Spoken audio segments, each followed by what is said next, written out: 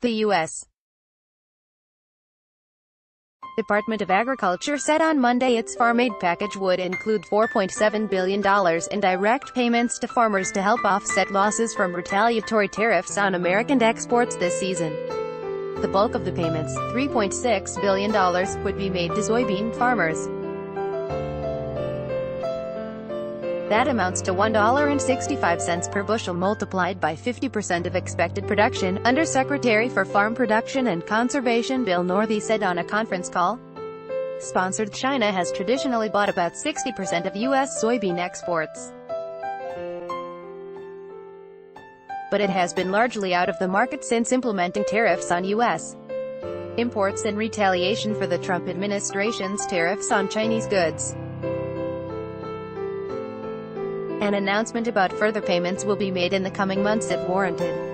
Agriculture Secretary Sonny Perdue said, the aid package, announced at $12 billion in July, will also include payments for sorghum of 86 cents per bushel multiplied by 50% of production, 1 cent per bushel of corn, 14 cents per bushel of wheat, and 6 cents per pound of cotton. Payments for hog farmers will be $8 per pig multiplied by 50% of August 1 production, while dairy farmers will receive 12 cents per hundredweight of production, Northey said. Sign up for the program will begin on September 4th, to coincide with the 2018 harvest, and end in January.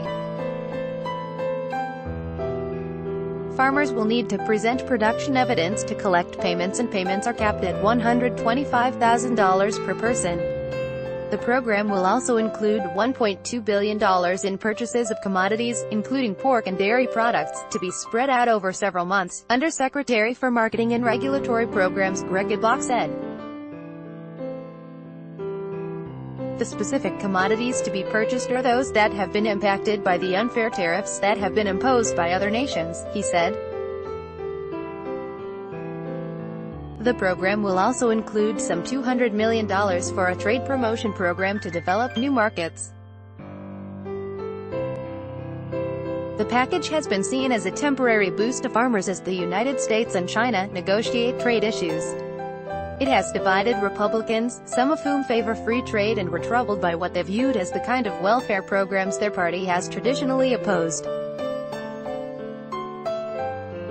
It has also faced skepticism from some farmers, a key Trump constituency.